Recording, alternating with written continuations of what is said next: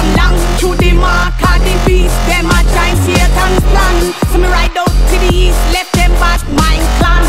Bloodshed disease is what them they call. When I refereed Tyson Fury and Deontay Wilder, I was put kind of in the same situation, but the corner decided to throw in the towel, which I personally tip my hat to a corner that does that, because they're looking out for their fighter. That's the bottom line. They know the fighter better than I do. They're in sparring sessions with their fighter. They know more about what their fighter can take and can't take than I do. So when the corner threw the towel in on Deontay Wilder, I know he didn't want that. He wanted to continue fighting. But wasn't you going to stop him anyway? But yes, I was getting to the point where I wasn't going to let him take much anyway, because he was losing the fight. He was giving it all he could, but all he could that night just wasn't good enough. So yes, I was preparing myself to stop the fight. And with Deontay Wilder, that's a nice segue, because we have to touch on that, of his criticism of you, calling you a crab in the bucket referee, and that you smelt of alcohol and that you was drunk, and that the Nevada State Commission was in on it. His suit was too heavy. Mark Breland drugged him. Tyson Fury had egg weights in his gloves. He took his gloves out and gouged out his eardrum, and that's why his eardrum was bleeding. Tyson Fury used gypsy juju magic. The list goes on. I just want your opinions on him calling you that. Wasn't that defamatory? And did you ever think about taking him to court for defamation of character? I had several people call me up and ask me about defamation of character and taking it to court. And personally, I had no motivation to do it. Us referees know that in this sport, we have to be thick-skinned, and we have to be thick-skinned because sports commentators, it's almost like they're looking for something to blame or to make us feel guilty about the work that we strive so hard to be perfect at. And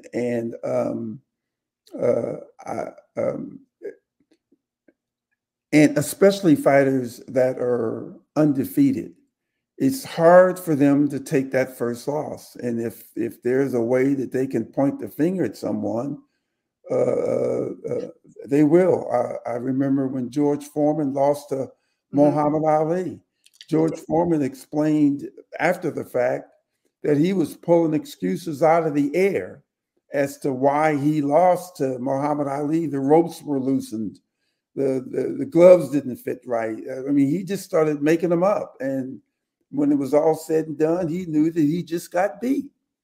And that's the easier you're willing to accept that, the less hard of the pain you're going to feel. So yeah, Wilder just got beat. So what did you think when he talked about the costume was too heavy? Yeah, well, again, I'm sure he took part in the type of costume he wanted to wear, and if he wanted to wear that, regardless to how much it weighed or the time and energy that was put for whoever made that suit, they made it on his specifications. So if it was too heavy, he should have found that out before the night of the fight. But yeah, I feel that if Deontay Wilder had won that night, would the issue of the outfit that he wore, would that have been an issue? Probably not. Probably not. I don't know, but those are things that only the fighter himself has to deal with.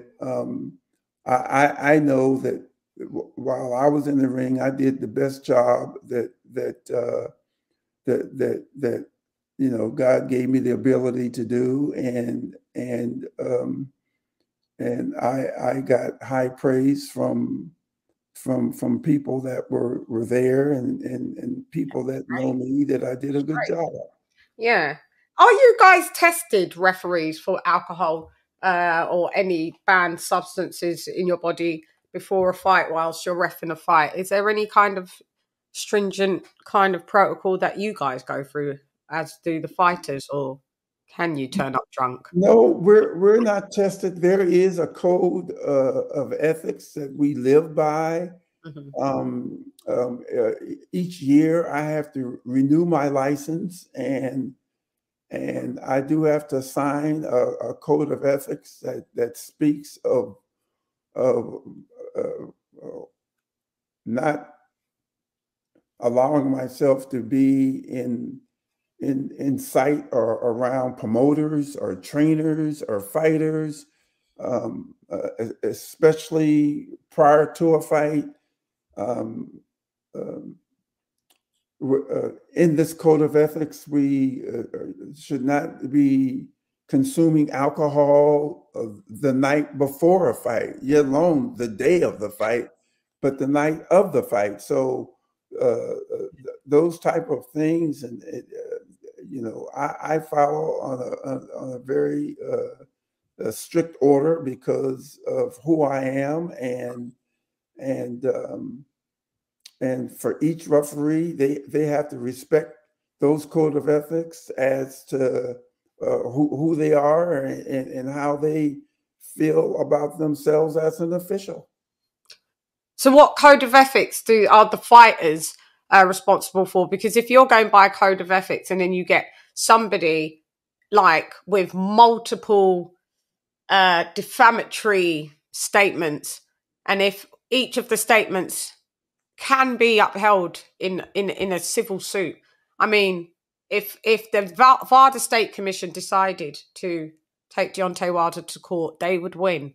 If you decided to take Deontay Wilder to court, you would have won. If Tyson Fury decided to take Deontay Wilder to court, he would have won. The costume people could have even have also won because of what Wilder said about them in the end as well. Mark Breland, if he wanted to take Deontay Wilder to court, he would have won. So what responsibility do these fighters have, thinking that they can like literally trash talk or defame someone to the highest degree, in my opinion, and get away with it? How comes it seems like it's pretty one-sided because it's a fighter? The fighter can say anything they want, and Mark Breland can get all of the death threats that are known to man and have to move house. What responsibility does Deontay Wilder hold in all of this? It's almost like it's Deontay Wilder. He's allowed to do that. Doesn't matter. It lets everybody just move along. Lady, this has been something in our sport. As far as an athlete saying what he chooses to say and how he chooses to say it,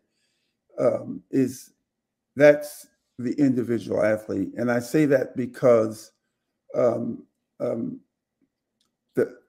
athlete is the one that's taking the risk. And what I mean by risk, every time they step in that ring, it's no different to me as though as if they were going to war.